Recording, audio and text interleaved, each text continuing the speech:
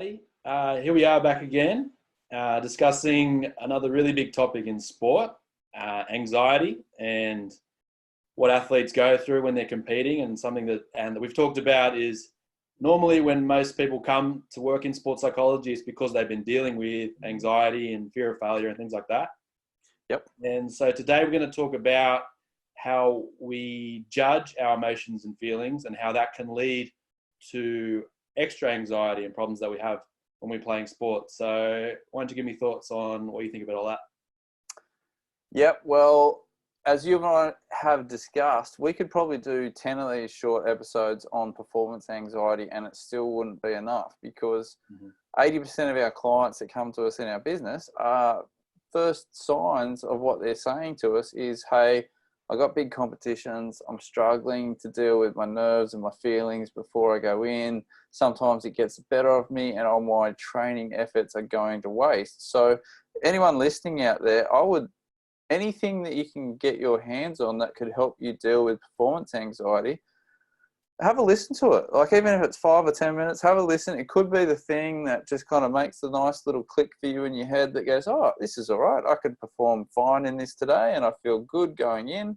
And you start viewing the challenges as challenges instead of viewing them as threats, you know? Yeah. So I like the topic that work for one athlete might not work for another, or it might work at one stage of your career, but then maybe not so well at later stages. So it's always evolving. Might have to shift. So why don't you kick off then on what you're talking about with it, this whole thing of like judging emotions and feelings. Talk to people a bit more about what that means. Okay, so thoughts and feelings are like a normal part of being a human being, and they're constantly changing and like going through us, and especially when you're playing competitive sport. And sometimes they're unpleasant and sometimes they're pleasant. Like it can be either, and they're always changing. And the important thing is the judgment that you place on those. And so if I'm going to have a judgment, say that being nervous is bad, then I'm placing myself in a position where when that thought comes up, I'm going to start thinking that this is like something I need to get rid of or something that I need to avoid. And then I'm going to start fighting with that emotion because of my judgment.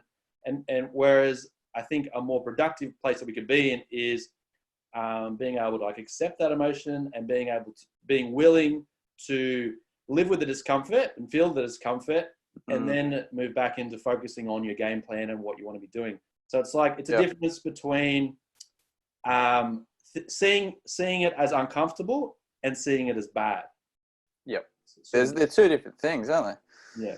So yeah, I've seen people in sport start to get really frustrated because the results or the performance is not going according to their expectations. And then what you're talking about is I've seen athletes then get frustrated because they're frustrated.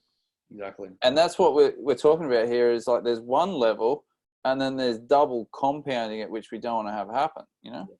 If I'm nervous, and I think I'm going to perform badly because I'm nervous, I'm going to become nervous about being nervous.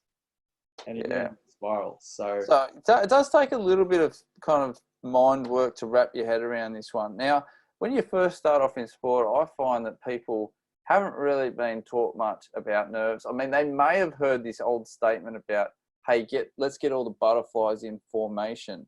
Yep. Now, when I heard that for the first time, it sounded great, but honestly, I did not really relate to that in terms of turning it into anything meaningful in sport. Or, it's like hard to turn that into something that works for you. Yeah, or how do you do that? How do you apply it when you're in the heat of a super competitive match or tournament? So look, let me tie in something else to this, which is a groundbreaking thing for an athlete is to discover that they've got an observer part of their mind, right? We're kind of brought up thinking that we're just this one mind. You know, your name's Jordan, so you're Jordan, and you have this one mind. But it was, I think, a really good. There's a good movie out there. I think it's called Inside Out, and it showed that the mind had like different type of characters. Yeah. And I thought that was an excellent little video for anyone as an introduction into, hey, hold on a sec here. I've got different parts of my mind that I need to manage, right? And so if you can start seeing your mind as more of a team, and you've got this part which is an observer, which watches things, kind of takes notes on things, that's a huge breakthrough, right? Yeah. And it gives you weaponry to then start actually not judging emotions. Because when it's just you, when like just Jordan competing, and that's it, I mean, you are the emotion. You feel anger, you're anger. But when you start to accept that there's this other part of your mind which observes, you can go, oh, I'm observing myself being angry right now. Isn't that interesting? And some amazing things start to transform in your mind from that point going forward. Yeah. So I think if we're talking about not judging emotions, I think we need to bring in the observer into that and people to understand that a bit. What's your thoughts on all that? Yeah, absolutely. I think when you bring something out into the open and you can look at it, it becomes a little bit less scary. Like in a horror movie, the hidden monster is always a lot scarier than the thing that's out in the open.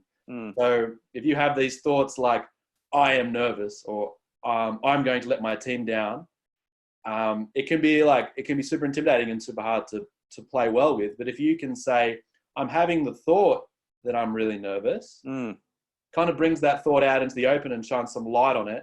And then you can go, oh, this is that thought that keeps coming up when I play. And you can have a look at it, you can observe it. And it's not as intense, is it? Yeah. And then you can make the process to being able to accept that it's there and it's going to be part of the sport and being a competitive athlete. All right. So let's not bamboozle people too much, because like for a long time, like, growing up, I had no idea about this stuff. So just to introduce people to this, there'll be a lot of athletes out there like, yeah, I didn't know I have an observer. I've just been like competing and trying to wrestle with my emotions. So let's just maybe leave it at that and give people a couple of tips and strategies on how to get started with this stuff. And for people who are a bit further down the track, I mean, they might find this video a bit boring or whatever, but hey, it's like everything. I view it as like cleaning your teeth. You don't do it just once. It's always good to go over things. Absolutely. So what's your thoughts on a tip or a strategy for not judging emotions and feelings, willing to accept feelings? What's your thing? Yeah, so as part of that and the practice being an observer, I think it's a good idea to take a pen and paper and to write down these thoughts and these feelings that you often experience. So it's one thing just to think about them and go, okay, next time that comes up, I'm going to not let that affect me. But you can add an extra level of like a sensory addition if you can write down, I'm letting my team down, or letting my coach down, or fear of failure. How many should they get? Like 1,000? 10? Oh, let's go with 10. Okay. Yeah. 10 of those thoughts that maybe really trigger you to become nervous about being nervous or whatever. All right. There you go. So there's a takeaway. You've understood this a bit more. Now get down 10 things. You're up and away, dude. That's mind work. People don't know how to work on their mind. Here we go. That's mind work. All right.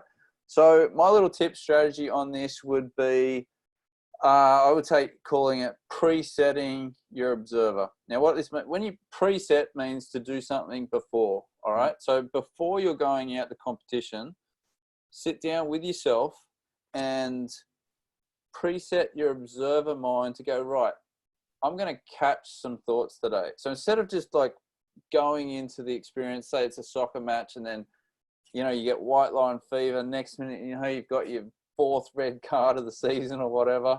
Yeah. All right. So sit down with yourself beforehand and go, right, instead of just being my emotions today, I'm going to observe some emotions, and I'm going to see if I can catch myself around about 5 or 10 times throughout the performance without actually, reacting on it. Yeah. Right? That is a huge challenge. Huge. Absolutely. It will take all of your focus if you're going out to compete. It doesn't matter what sport you're in, to have an honest crack at that. And I think anyone that does that would then come back and have a really interesting chat about what they discovered about their mind. So 2 things. It's amazing what my mind throws at me sometimes. It's amazing. Oh, can be a tricky beast. Absolutely. All right. Yeah. If you practice that observing and then being willing to be a little bit uncomfortable with those feelings, you're definitely on a good track to dealing with anxiety in sport a lot better. Very good. All right. Well, that's enough for today. Thanks everyone for watching, and we are well on our way to becoming absolute gurus of mental techniques for sports people out there. So I'll be interested as this goes on to hear some people's comments about how our epic video quality improves. Thanks, guys. Adios.